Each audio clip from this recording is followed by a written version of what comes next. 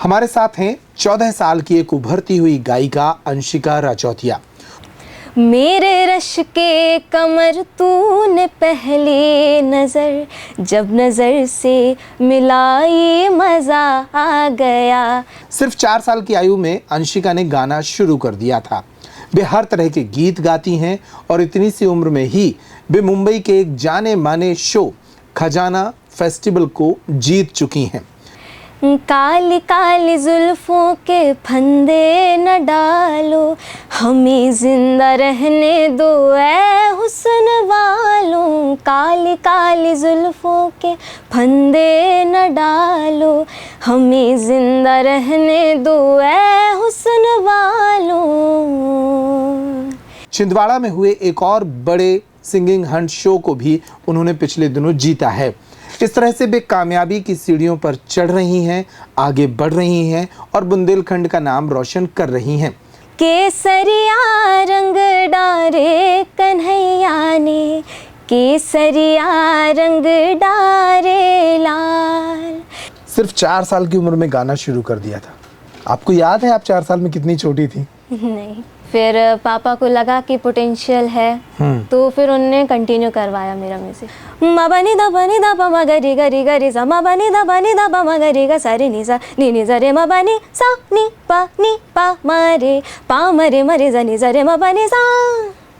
पियारे पियारे पियारे पियारे, थारे बिना लागे नहीं मारा जिया रे, हो थारे बिना लागे नहीं मारा जिया रे। तो आपकी डेली लाइफ क्या होती है? कितने घंटे रियाज करती हैं और पढ़ती कितने में अभी? 5, 6, 7 घंटे। 5, 6, 7 घंटे, मतलब ये अभ्यास करना पड़ता है इतना अच्छा गाने के लिए। जी। हमको मिली है आज घड़ियाँ नसीब से, महफिल महफिल ऐ शमा फिरती हो कहाँ, जो तुम न हो रहेंगे हम नहीं। खाने पीने में भी कुछ परहेज होता है, दिनचर्या में भी परहेज होता है। कैसे आप लोगों की जिंदगी होती है? और जिन चीज़ों को अवॉइड करना चाहिए वो है खट्टी चीज़ें। अच्छा। खट्टी चीज़ें और ठंडी चीज़ें। खामोशियाँ तेरी मेरी खामोशियाँ, हाँ हाँ हाँ है बनारसिया। बीड़ी जलैले जिगर से पिया, जिगर माँ बड़ी आग है नांग निंग निंग नांग निंग निंग नांग निंग निंग। मेरा सपना है कि मुझे वर्सेटाइल सिंगर बनना है। हंगामा है क्यों बरपा, थोड़ी सी जो पीली है।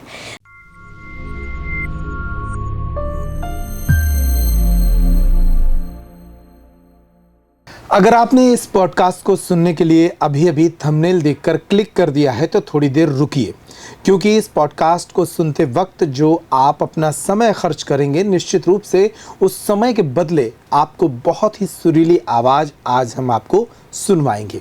नमस्कार, मैं हूं अंकुर यादव। आप देख रहे हैं पेप्टिक टाइम का हमारा खास कार्यक्रम पेप्टिक पॉडकास्ट, जिसमें आज हम बुंदेलखंड के एक यंग टैलेंट से आपको मिलवाने जा रहे हैं। हमारे साथ हैं 14 साल की एक उभरती हुई गायिका अंशिका राजौतिया। उम्र सिर्फ 14 साल है, लेकिन इस उम्र में भी उन्हें 10 साल से गाने का अनुभव है। सिर्फ 4 साल की आयु में अंशिका ने गाना शुरू कर दिया था। वे हर तरह के गीत गाती हैं और इतनी सी उम्र में ही वे मुंबई के एक जाने माने शो खजाना फेस्टिवल को जीत चुकी हैं। इस फेस्टिवल को पंकज उदास की याद में भारत के कई बड़े गायक कराते हैं, जिसे वे जीत कर आई हैं। इसके अलावा छिंदवाड़ा में हुए एक और बड़े सिंगिंग हंट शो को भी उन्होंने पिछले दिनों जीता है। इस तरह से वे कामयाबी की सीढ़ियों पर चढ़ रही हैं, आगे बढ़ रही हैं और बुंदेलखंड का नाम रोशन कर रही हैं। अंशिका को इस पॉडकास्ट में न सिर्फ सुनेंगे बल्कि उनके गीतों का मजा भी लेंगे। शुरू करते हैं पॉडकास्ट। अंशिका, बहुत स्वागत है आपका। बहुत बहुत शुक्रिया। सबसे पहले तो ये बताइए, कैसा रहा अनुभव मुंबई में खजाना फेस्टिवल को जीतना, छिंदवाड़ा में तरन्नुम नवाज़ एक बड़ा शो उसको जीतना, ये 2 बड़े आयोजन अभी आपने जीते हैं। क्या एक्सपीरियंस था, पहले उस पर नज़र डालते हैं। जी काफ़ी ज़्यादा अच्छा एक्सपीरियंस था, क्योंकि इतने बड़े स्टेज पे जाकर गाना, और सारे गुणी लोग बैठे थे, तो उनसे सबसे पहले सीखा इतना अच्छा वो लोग गाते हैं। और वहाँ गाना बहुत मुश्किल चीज़ थी मेरे लिए। और सबसे पहले तो मैंने ऑडिशन के लिए वीडियो डाला था, और सिलेक्शन मुझे बिल्कुल भी अभी क्लियर नहीं था कि हो ही जाएगा, क्योंकि ऑल इंडिया से सिलेक्ट होना बहुत बड़ी बात थी। और जैसे ही सिलेक्शन हुआ, काफ़ी खुशी की बात थी मेरे लिए। इन 2 आयोजनों के पहुंचने के पहले आपने एक बहुत लंबी यात्रा भी की है। जी सिर्फ 4 साल की उम्र में गाना शुरू कर दिया था। आपको याद है आप 4 साल में कितनी छोटी थी? नहीं। तो क्या गाती थी शुरुआत में और कैसे ये यात्रा शुरू हुई थी? जी एक्चुअली घर में म्यूज़िक का माहौल रहता ही था, क्योंकि पहले दादाजी गाते थे और पापा भी गाते थे। अच्छा। मेरे पापा मतलब शौकिया गाते हैं, कैरोके पे सिंगिंग करते थे, तो उन्हें मतलब देखकर सिंगिंग करते मैंने भी गाना शुरू किया। फिर पापा को लगा कि पोटेंशियल है, तो फिर उन्होंने कंटिन्यू करवाया मेरा म्यूज़िक। जी। तो इन 10 वर्षों में मतलब म्यूज़िक को सीखा है कि ईश्वर की देन के तौर पर ही आपको एक अच्छी आवाज़ मिली है, कि इसको फिर संगीत को भी सीखा है? दोनों चीज़ें हैं। सबसे पहले तो ईश्वर की देन है कि मुझे अभी मैं सीख रही हूँ और अच्छा कर रही हूँ, और बाकी मैंने बहुत प्रैक्टिस की है और आगे भी बहुत ज़्यादा सीखती रहूँगी और कंटिन्यू करती रहूँगी। सीखना तो कभी नहीं छोड़ना चाहिए, क्योंकि जितने भी बड़े कलाकार थे वो यही कह के गए कि अभी हम सीख ही रहे हैं, तो फिर हम तो कह ही नहीं सकते कि हम इतना अच्छा गाने लगे हैं। बिल्कुल। और अंशिका जहाँ से आती हैं, महाराजा छत्रसाल की नगरी, छत्रसाल के नाम से विख्यात है छतरपुर ज़िला, और महाराजा छत्रसाल खुद कला संस्कृति को सहेजने वाले और उसको संरक्षण देने वाले एक महान शासक रहे हैं। और इस छतरपुर में आपने गाना शुरू किया है। ये इस यात्रा के दौरान आपको बुंदेलखंड से कितना सहयोग मिला, सपोर्ट मिला, और बुंदेली फोक को लेकर भी कितनी आपकी समझ बनी है? बुंदेलखंड से काफ़ी सपोर्ट मिला। सबसे पहले तो यहाँ के गुरु ने मुझे सिखाया, मैंने काफ़ी सीख ली है उनसे। और बुंदेली फोक की जैसे बात आई है, तो हमारे बुंदेलखंड में बुंदेली गाने, बुंदेली गीत काफ़ी ज़्यादा चलते हैं, और पारंपरिक बुंदेली गीत हर सिचुएशन पे जैसे रहते हैं।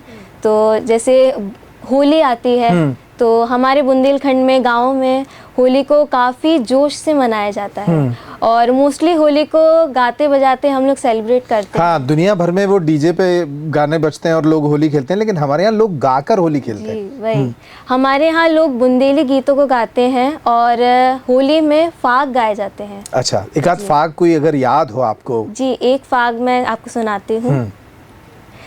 केसरिया रंग डारे कन्हैया ने, केसरिया रंग डारे लाल, केसरिया रंग डारे कन्हैया ने, केसरिया रंग डारे लाल, लाल रंग डारे गुलाबी रंग डारे, लाल रंग डारे गुलाबी रंग डारे, लाल रंग डारे गुलाबी रंग डारे, गुलाबी रंग डारे, गुलाबी रंग डारे, अंग अंग रंग डारे कन्हैया ने, केसरिया रंग डारे लाल, केसरिया रंग डारे कन्हैया ने, केसरिया रंग डारे लाल।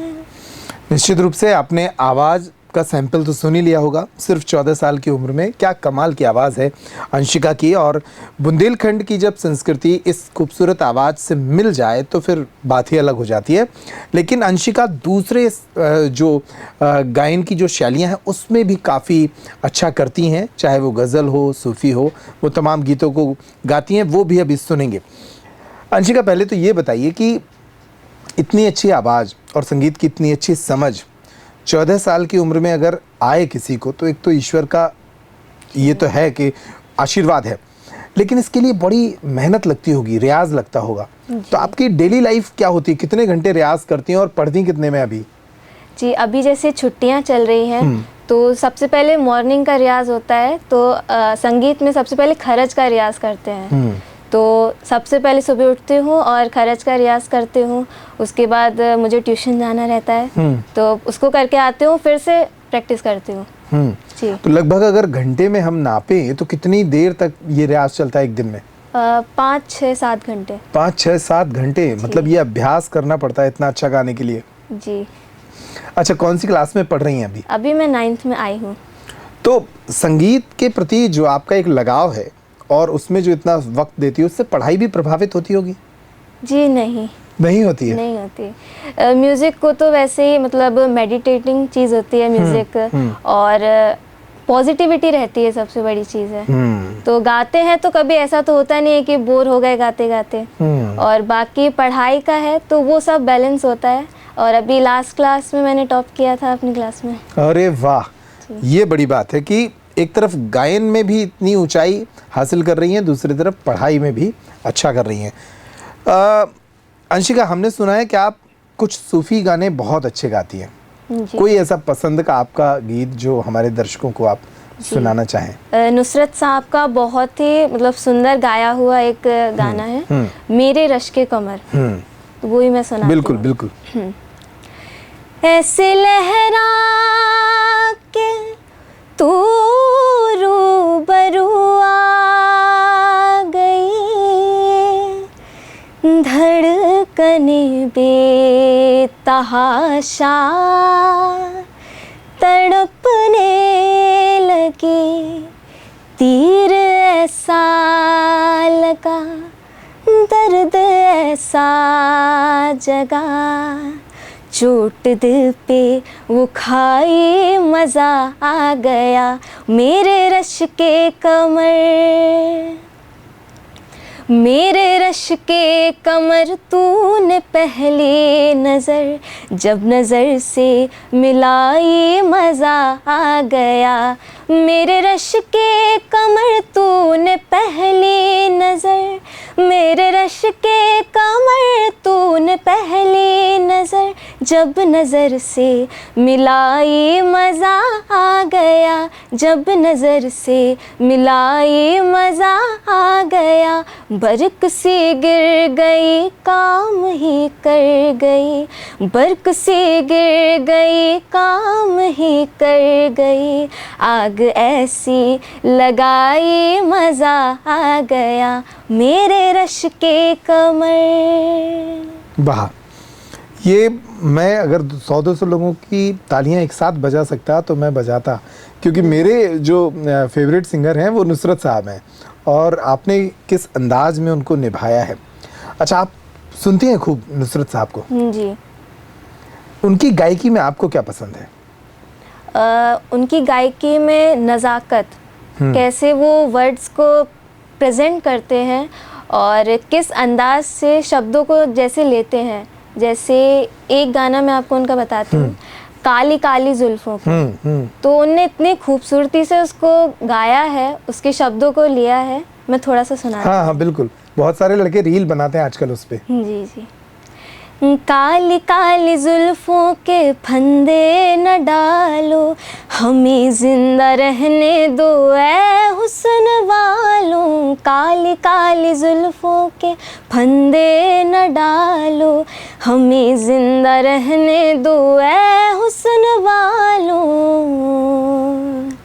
न छेड़ो हमें हम सताए हुए हैं, न छेड़ो हमें हम सताए हुए हैं, बहुत ज़ख्म सीने पे खाए हुए हैं, बहुत ज़ख्म सीने पे खाए हुए हैं, सितमगर हो तुम खूब पहचानते हैं, तुम्हारी अदाओं को हम जानते हैं, दगाबाज हो तुम सितम ठाने वाले, फरेबे मोहब्बत में उलझाने वाले, ये रंगी कहानी तुम्ही को मुबारक, तुम्हारी जवानी तुम्ही को मुबारक, हमारी तरफ से निगाहें हटा लो, हमें जिंदा रहने दो ऐ हुस्न वालों।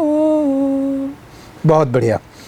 अंशिका, जिस तरह से नुसरत साहब गाते हैं, गाना उनकी एक खूबी है, आवाज़ उनकी दूसरी खूबी है, लेकिन जब वो लंबे आलाप लेते हैं और जो मुर्कियाँ लेते हैं, वो कहते हैं लोग कि वो एक बहुत ही चमत्कार था उनके पास।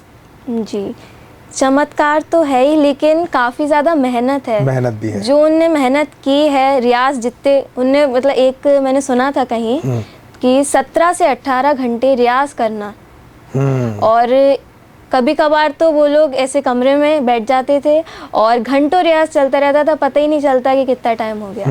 ये उनकी मेहनत है, उस वजह से, और दिल से गाना इतना। वो जो एक शास्त्रीय संगीत के जो आलाप होते हैं या जो मुर्कियाँ होती हैं, क्या उस तरह आप भी उनसे इंस्पिरेशन लेकर कुछ करती हैं? जी, क्लासिकल। वो सुनाइए कुछ। हाँ जी, राग दरबारी सुनाती हूँ मैं आपको। जो गुरु कृपा करे, जो गुरु कृपा करे, कोटि का पाप कटे पल क्षण में, कोटि का पाप कटे पल क्षण में, जो गुरु कृपा करे।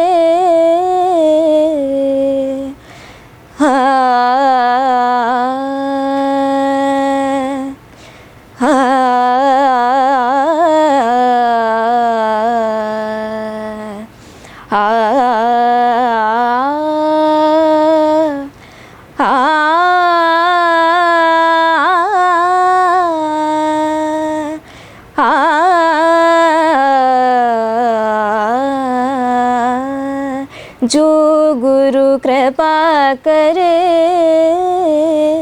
जो गुरु कृपा जो गुरु कृपा जो गुरु कृपा करे। ये एक कठिन बात होती है संगीत के विद्यार्थी के लिए।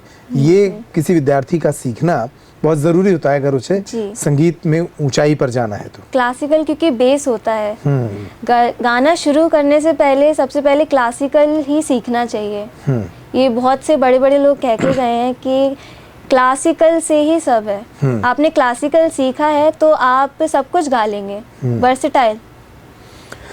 नुसरत फ़तेह अली खान का कोई और एक फेवरेट जो आप अक्सर गुनगुनाती हो और उस गाने को गाकर आपने खुद में बहुत इम्प्रूवमेंट देखा हो, पाया हो? जी, तो उनका एक गाना है पियारे पियारे। हाँ, तो वही मैं सुनाती हूँ। बिल्कुल। नैनों ने थारी कैसा जादू किया रे, थारे बिना लागे नहीं महाराज यारे, हो थारे बिना लागे नहीं महाराज यारे। मबनी दबनी दब मगरी गरी गरी सा, मबनी दबनी दब मगरी ग सारे नि सा, मबनी दबनी दब मगरी गरी गरी सा, मबनी दबनी दब मगरी ग सारे नि सा, नि नि ज रे मबनी सा नि पा मरे पा मरे मरे ज नि ज रे मबनी सा। पियारे पियारे पियारे पियारे, थारे बिना लागे नहीं महाराज यारे, हो थारे बिना लागे नहीं महाराज यारे। बहुत बढ़िया, बहुत ही सुंदर। अंशिका, हर फीमेल सिंगर का मुझे लगता है कि ये सपना होता होगा कि वो किसी दिन लता मंगेशकर की ऊंचाई पर पहुंचे, लता मंगेशकर जितना आइकॉनिक नेम उसका बन पाए। आप लता मंगेशकर से कितना इंस्पायर हैं, उनको कितना सुना है, समझा है, उनकी गायकी को कितना जाना है? जी, सबसे पहले तो मैं कहना चाहूँगी कि लता जी जो थी वो म्यूज़िक की देवी थी, मतलब म्यूज़िक के भगवान थे। मैं ऐसा मानती हूँ क्योंकि जिस प्रकार से वो गाती थी उनकी आवाज़ बहुत सुरीली थी और इतना उनने मतलब हमारे इंडिया में मतलब इतना अच्छा क्रेज़ किया है। और जहाँ तक बात है उनकी ऊंचाई तक पहुँचने की, तो उनकी ऊंचाई तक कोई नहीं पहुँच सकता, ऐसा मैं मानती हूँ। क्योंकि वो अपने आप में ही मतलब इतना अच्छा उनका था म्यूज़िक। जैसे कि उनका एक बहुत प्यारा भजन है, सत्यम शिवम सुंदरम। मैं आपको सुनाती हूँ और किस प्रकार से उन्होंने गाया था, वैसा तो मैं कॉपी नहीं कर सकती, लेकिन सुनाते हैं आपको। सत्यम शिवम सुंदरम सत्यम शिवम सुंदरम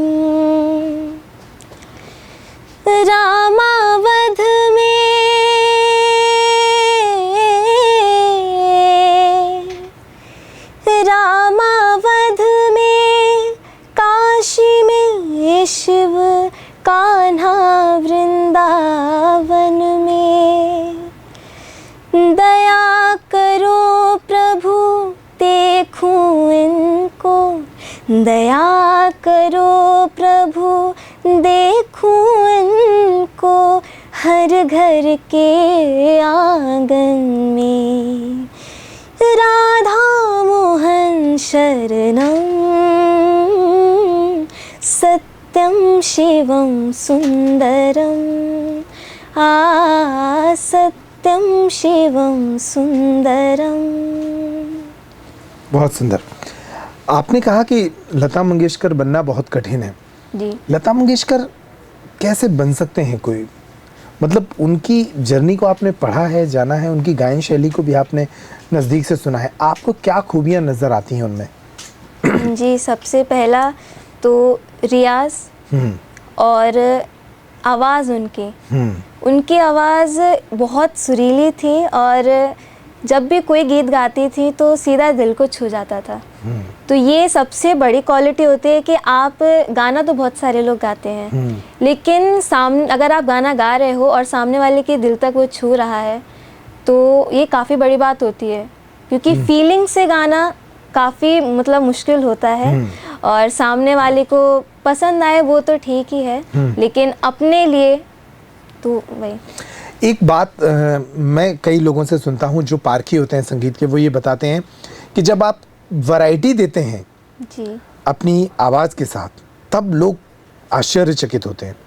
जैसे कई गाने हैं जिनमें आपको लगेगा कि अच्छा ये लता मंगेशकर गा रही हैं, जैसे रफ़ी साहब ऐसा करते थे। जी जी। बहुत सारे ऐसे बड़े गाए, अरिजीत सिंह अभी ऐसा करते हैं। जी कि आप अरिजीत सिंह के 2 अलग अलग जोनर के गाने उठा के अगर सुनेंगे तो आपको यकीन करना मुश्किल होगा कि अच्छा ये अरिजीत ही हैं। जी जी। तो आपको कोई ऐसा गाना, जैसे अभी आपने सत्यम शिवम सुंदरम सुनाया, इससे अलहदा बिल्कुल हटकर, जिसमें लता जी कुछ अलग ही मूड में हो?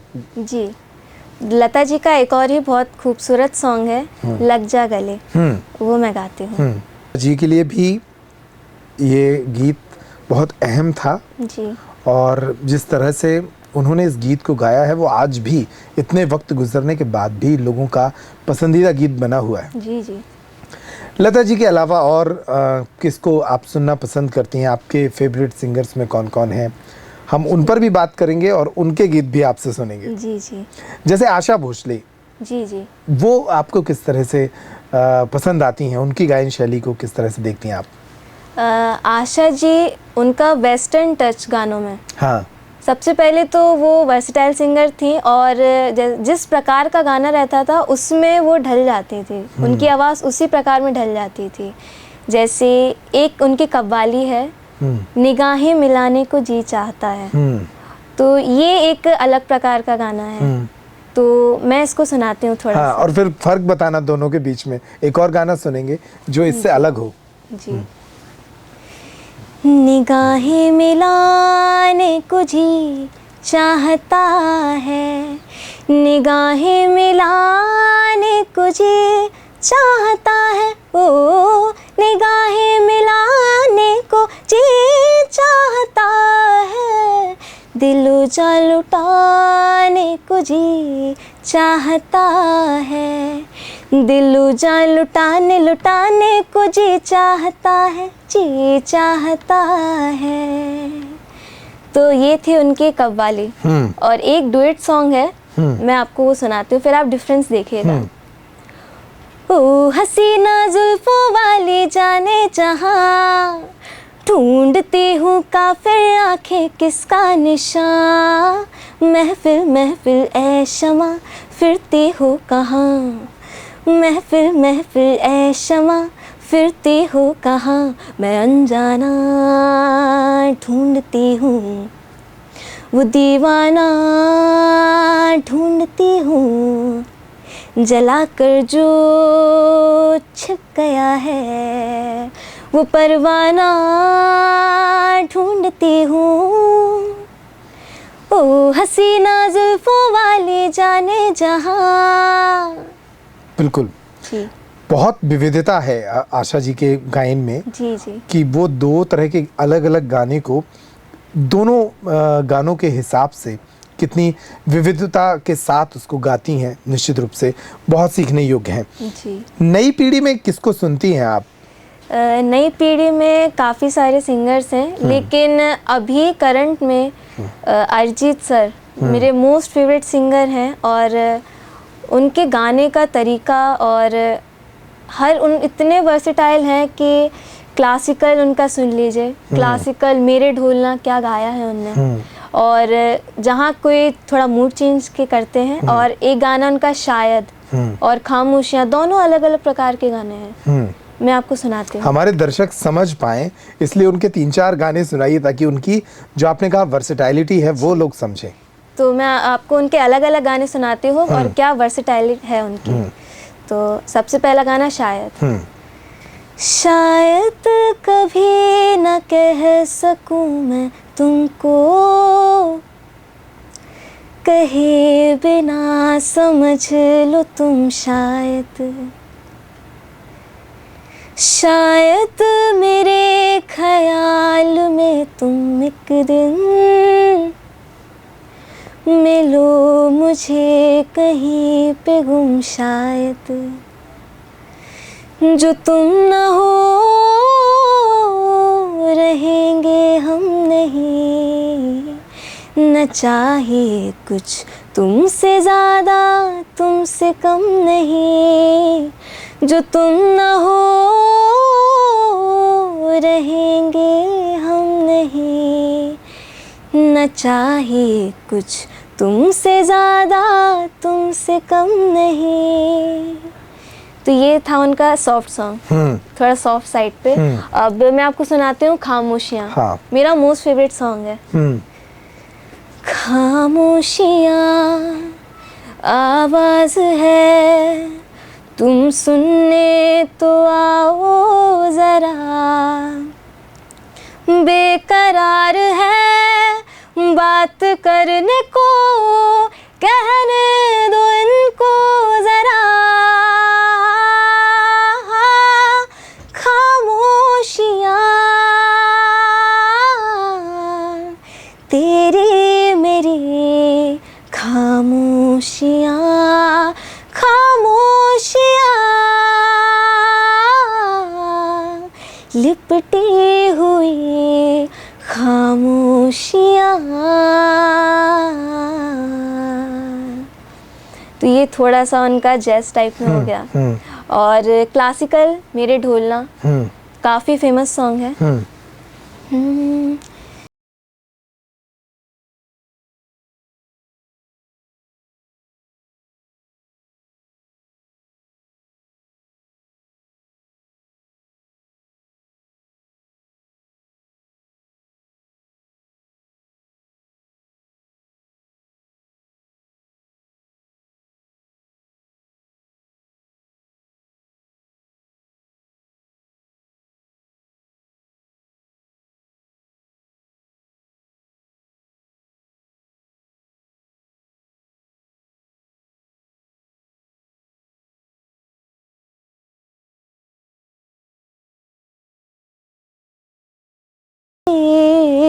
धुन मेरे ढोलना,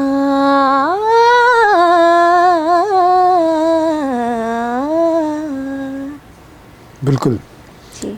शास्त्रीय संगीत में भी मतलब अरिजीत का कोई जवाब नहीं है। जी वो जिस तरह से युवा दिलों की धड़कन है, उस तरह से उनकी संगीत की समझ भी बहुत बढ़ी है। जी। मतलब जिन लोगों को संगीत में सिर्फ बीट्स ही समझ आते हैं, उनको तो पसंद आता ही है अरिजीत, लेकिन जिन लोगों को संगीत की गहराई भी समझ में आती है, उनको भी पसंद आते हैं। जी।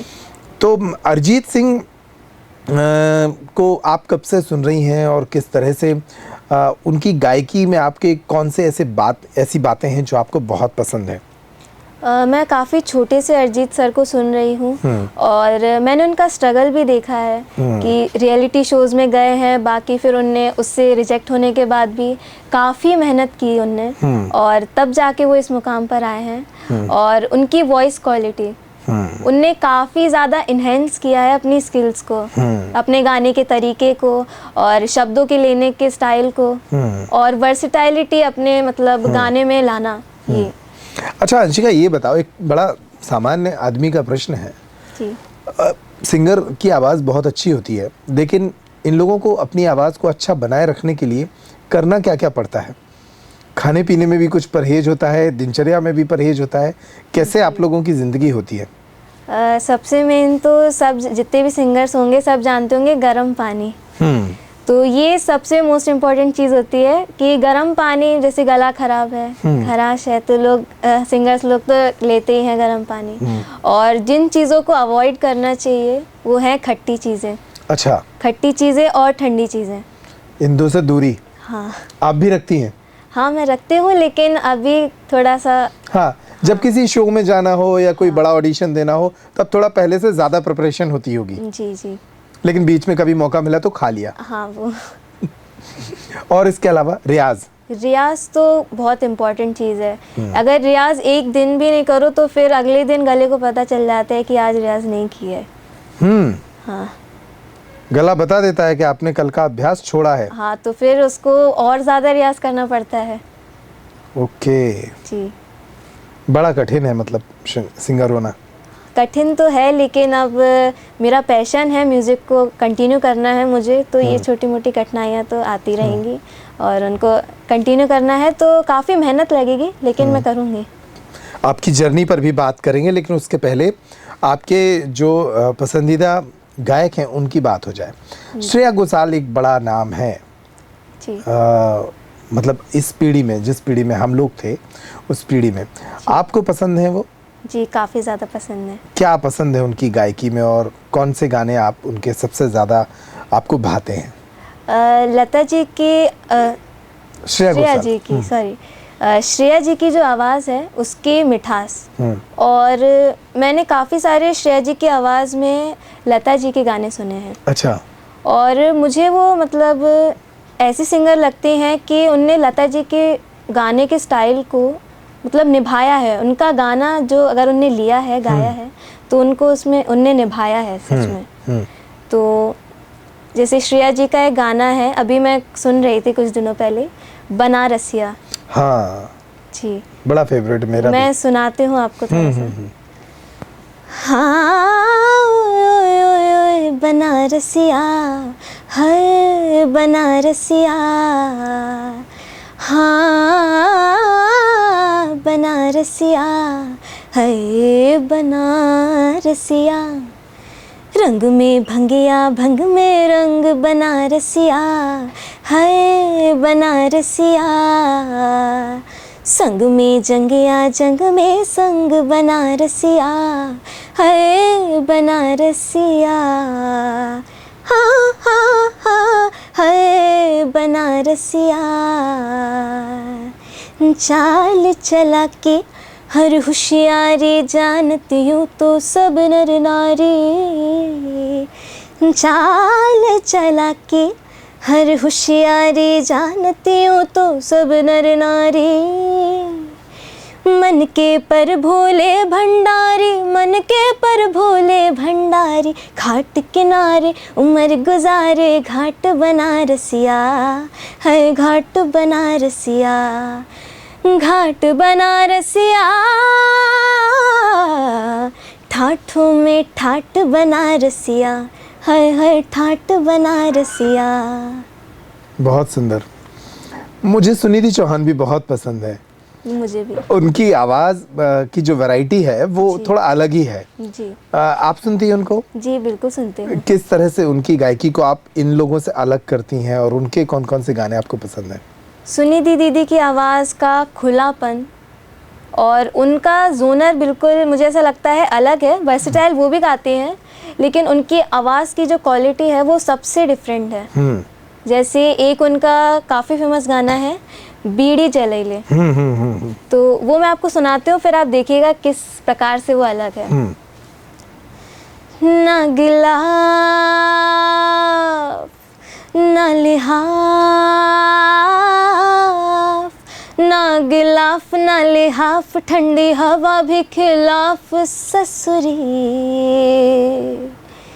ना गिलाफ ना लिहाफ, ठंडी हवा भी खिलाफ ससुरी। होती सर्दी है किसी का लिहाफ ले, जा पड़ोसी के चूल्हे से आग ले, जा पड़ोसी के चूल्हे से आग ले, बीड़ी जलैले जिगर से पिया, जिगर माँ बड़ी आग है, नांग निंग निंग नांग निंग निंग नांग निंग निंग, बीड़ी जलैले जिगर से पिया, जिगर माँ बड़ी आग है, धुआं ना निकारी ओ लब से पिया, धुआं ना निकारी ओ लब से पिया, जे दुनिया बड़ी खाग है, नांग निंग निंग नांग निंग निंग नांग निंग निंग, बीड़ी जलैले जिगर से पिया, जिगर माँ बड़ी आग है। बहुत ही सुंदर, बहुत ही सुंदर। ये क्वालिटी है मतलब सुनिधि चौहान की। मुझे लगता है एक और गाना शायद वो धूम 3 में था या जो कटरीना पर फिल्माया गया था, इस तरह के कई गीत जो कमली कमली, हाँ कमली कमली, हाँ वो बड़ा उनकी आवाज़ को एक अलग रेंज पर ले जाता है। वो याद है आपको? नहीं। वो सुना है आपने? जी सुना है मैंने, काफ़ी अच्छा गाना है और काफ़ी उसमें मतलब जोश भरा गाना है। हाँ हाँ हाँ हाँ, वो एक नई रेंज को भी बताता है कि सुनिधि की रेंज क्या है। जो बॉलीवुड के गाने होते हैं, जो प्लेबैक सिंगिंग होती है उसको, और जो हमारी स्टेज की गायकी होती है, गज़ल हो गई, कव्वाली हो गई या सूफ़ी गाने हो गए, इनमें क्या फ़र्क आप देखती हैं? ख़ास तौर पे पहले गज़ल, क्योंकि मुझे पता है कि आप गज़ल में भी बहुत अच्छा पकड़ रखती हैं जी, तो इसमें क्या फ़र्क होता है? जी मैं सबसे पहला तो जो फ़र्क रहता है वो पोइट्री का रहता है। जो उर्दू के लफ्ज़ उसमें यूज़ होते हैं गज़लों में, और जो शेर जिस अंदाज से लेते हैं, जैसे एक गज़ल गुलाम अली खान साहब की है, फासले ऐसे भी होंगे ये कभी सोचा ना था। तो जैसे मैं मानती हूँ कि शायरी और जो गज़ल हम गाते हैं, शायरी को ही हम लोग संगीत में मतलब लेते हैं। हाँ। तो आप देखिए कि किस प्रकार से गुलाम अली खान साहब ने इसको अपने सुरों से नवाजा। बिल्कुल हाँ। फासले ऐसे भी होंगे ये कभी सोचा न था, फासले ऐसे भी होंगे ये कभी सोचा न था, सामने बैठा था मेरे और वो मेरा न था, फासले ऐसे भी होंगे ये कभी सोचा न था, फासले।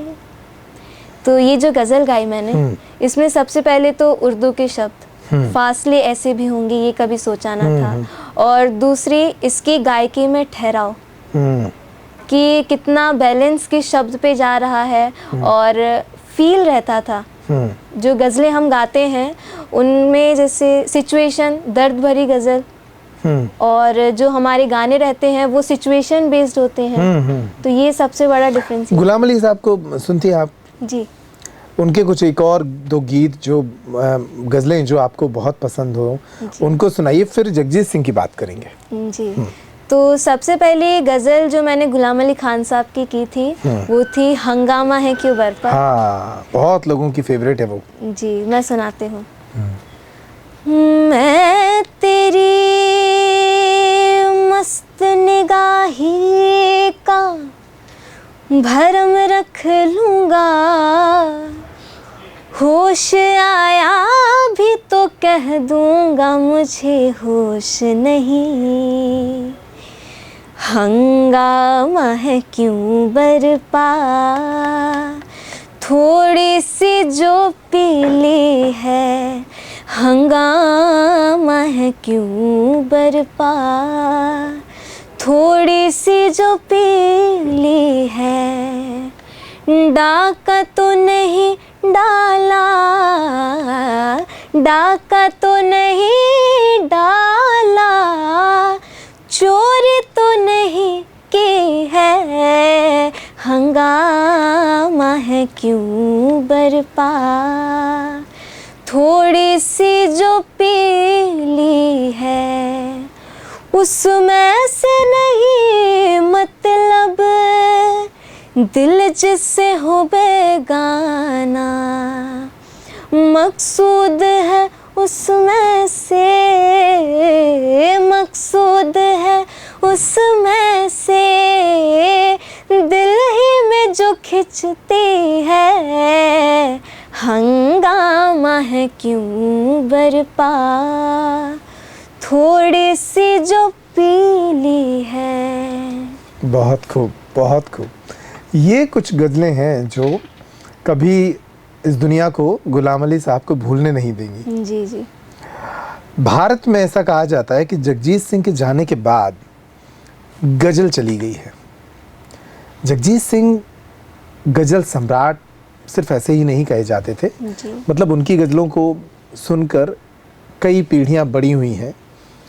आपने सुना जगजीत सिंह को? जी।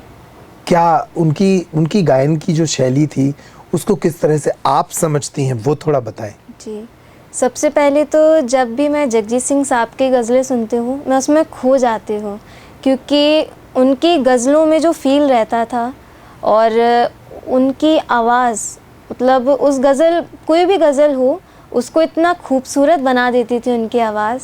जैसे एक उनकी गज़ल है कल 14वीं की रात थी, तो ये काफ़ी अच्छी गज़ल है और मेरी फेवरेट गज़ल है। सुनाइए। कल 14वीं की रात थी, कल 14वीं की रात थी, शब भर रहा चर्चा तेरा, शब भर रहा चर्चा तेरा, कल 14वीं की रात थी। ये मेरी फेवरेट गज़ल है। और एक गीत भी उनने गाया है, होठों से छू लो तुम। हाँ।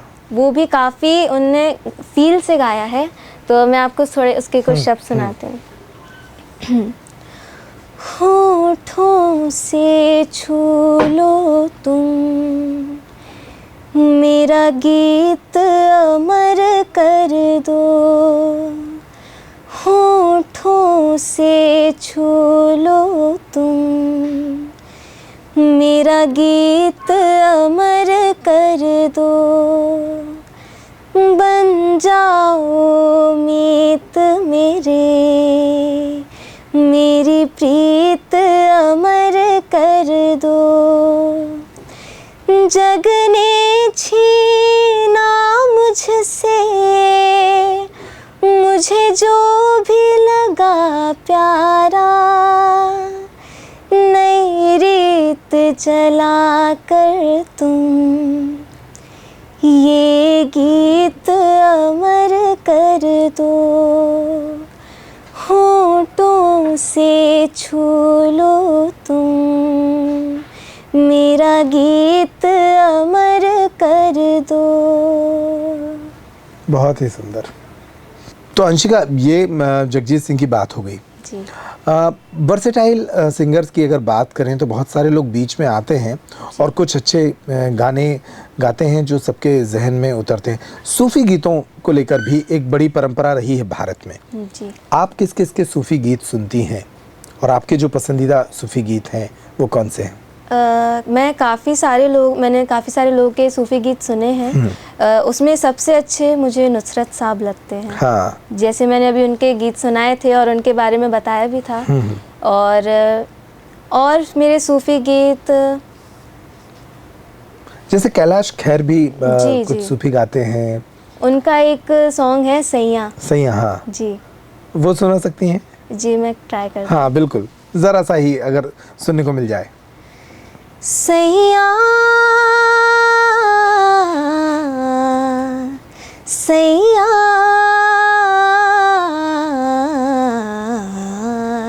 तू जो छू ले प्यार से आराम से मर जाऊं। आजा चंदा बाहों में तुझ में ही गुम हो जाऊं। सैया सैया।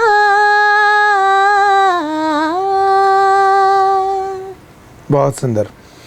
वर्सेटाइल सिंगर्स की बात हो और रेखा भारद्वाज की बात ना हो जी। तो ये तो अन्याय होगा। मैं उनको पर्सनली बहुत सुनता रहा और रेखा जी की आवाज़ एक थोड़ा सा अलग आवाज़ है। जी। आप सुनती हैं उनकी, क्या आपको क्या पसंद है रेखा जी की गायन शैली में, और उनका कोई गीत जो आपको बहुत पसंद हो? जी। सबसे पहले तो उनकी आवाज़ की खनक। हाँ जी। और उनके गाने का, सबके गाने का अलग अलग अंदाज़ होता है। और जैसे रेखा जी के मैंने एक गाना सुना है, फिर ले आया दिल। तो मुझे बहुत मेरा फेवरेट सॉन्ग है उनकी आवाज़ में, तो मैं थोड़ा सा सुनाती हूँ। फिर ले आया दिल मजबूर क्या कीजिए, रास ना आया रहना दूर क्या कीजिए। दिल कह रहा उससे मुकम्मल कर भी आओ, वो जो अधूरी सी आस बाकी है, वो जो अधूरी सी आस बाकी है। बहुत खूबसूरत। तो अंशिका, जिस तरह से आप इस उम्र में गाने को सीख रही हैं और ईश्वर ने जो सुरीली आवाज़ आपको दी है, मुझे पूरा यकीन है कि आपका भविष्य बहुत उज्जवल है और हमारे दर्शक भी आपके लिए दुआएं करेंगे। कि आपने क्या कोई रोड मैप बना रखा है कि किस तरह से आगे बढ़ना है, कहाँ कहाँ जाना है? आपका सपना क्या है? मेरा सपना है कि मुझे वर्सेटाइल सिंगर बनना है, और ऐसा ना हो कि कोई कहे कि ये सिर्फ गज़ल गाती है या फिर इसको सिर्फ क्लासिकल ही आता है। ऐसा नहीं, मैं हर प्रकार की गायकी गाती हूँ और आगे चल के मुझे एक अच्छा वर्सेटाइल सिंगर बनना है जिसकी आवाज़ लोगों के दिल को छुए। बहुत बढ़िया। हम उम्मीद भी करेंगे और साथ ही आपके लिए दुआ भी करेंगे और अपने दर्शकों से भी कहेंगे कि भाई ये पॉडकास्ट होता है बातचीत का, लेकिन इस पॉडकास्ट में बातचीत तो कम ही थी। लगभग पौन घंटे मैंने सिर्फ गाने सुने हैं बुंदेलखंड की इस होनहार बेटी से, और जो यंग टैलेंट बुंदेलखंड में है वो निश्चित रूप से पूरे देश को इन दिनों प्रभावित कर रहा है। और हमें पूरी उम्मीद है कि अंशिका की जो गायकी इस पॉडकास्ट के ज़रिए आपने सुनी या उनके खुद के पर्सनल चैनल पे जाके भी आप उनको सुनिए, उनके लाइव परफॉर्मेंसेस जहां होते हैं उनको भी सुनिए और खूब दुआएं दीजिए। इस पॉडकास्ट के ज़रिए भी लोगों तक अंशिका की आवाज़ पहुंचाइए, इस वीडियो को शेयर करिए। और ये कैसा इंटरव्यू आपको लगा, किस तरह से उनकी आवाज़ आपको लगी, अपनी प्रतिक्रिया भी हमें कमेंट के ज़रिए ज़रूर बताइएगा। इस पॉडकास्ट में इतना ही। अंशिका, आपका भी बहुत बहुत शुक्रिया कि आपने वक्त निकाला हमारे दर्शकों के लिए, हमारे लिए। इस पॉडकास्ट में इतना ही, फिर मिलेंगे किसी नई हस्ती के साथ। नमस्कार। रावत स्टोर्स लाए हैं स्कूल सीजन धमाका। बच्चे हो जाएंगे खुश। पुराने स्कूल बैग करें एक्सचेंज ब्रांडेड कंपनियों जैसे अमेरिकन टूरिस्टर, सफारी और स्काई के नए बैग के साथ एक आकर्षक एक्सचेंज ऑफर भी मिलेगा। पुराने लंच बॉक्स बॉटल बदलें मिल्टन के लंच बॉक्स और बॉटल के साथ 35 से 40% डिस्काउंट पर। मिल्टन सेलो मोडोवेयर के हॉट एंड कोल्ड बॉटल पर पाएं 30 से 35% तक का डिस्काउंट। मिल्टन की 1 लीटर की प्लास्टिक बोतल से लेकर 20 लीटर तक के कोल्ड वाटर जग पर पाएं 50% तक का ऑफ। इसके साथ ही गर्मियों के सीजन के लिए पाएं silicon ice tray, ice box, kulfi maker, ice cream ball और जूस ग्लासेस।